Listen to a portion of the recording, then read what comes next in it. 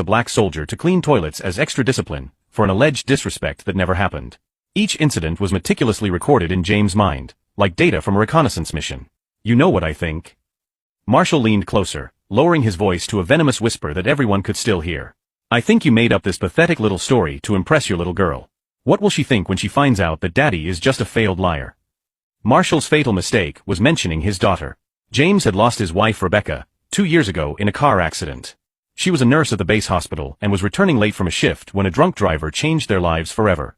Since then, his daughter Zoe was literally all that remained of significance in his world. Every day, every sacrifice, every silent humiliation he endured was to protect her stability and happiness. Zoe was 12 years old and at the age where she was beginning to understand social subtleties. She had recently asked why some of her schoolmates mocked her father's job, why some parents avoided talking to him at school events. James always answered patiently, explaining that honest work deserved respect, regardless of the uniform. But he saw the confusion in her eyes, the way she began to shrink when someone asked about her father's profession. My daughter, James said softly, his voice cutting through the noise of the cafeteria like a blade through silk, knows exactly who I am. Marshall smiled triumphantly, misinterpreting the restrained response as an admission of defeat. Of course she does. A janitor who makes up lies to feel important. What Marshall failed to notice was that others in the cafeteria were beginning to pay close attention. Commander Torres, a veteran of 3 deployments, watched James with a thoughtful expression. Sergeant Williams, a specialist in special operations, had stopped eating altogether and was studying every micro-expression on the janitor's face. Because there was something about James' posture, the way he breathed, the controlled manner in which his hands remained relaxed as he absorbed each insult, that did not fit the image of a defeated man.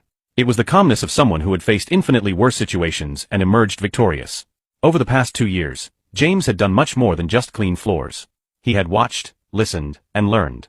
He knew exactly which officers were corrupt, which military contracts were rigged, which soldiers were being systematically mistreated. He had documented everything with the precision of an intelligence analyst, because that was exactly what he used to be, long before he became Lone Eagle. Marshall continued his attacks for another 10 minutes, each insult more elaborate than the last, each humiliation more public. He talked about how people like James should accept their place in society, how it was natural that some were born to lead and others to serve. His words were pure poison, distilled through years of privilege and unchallenged prejudice.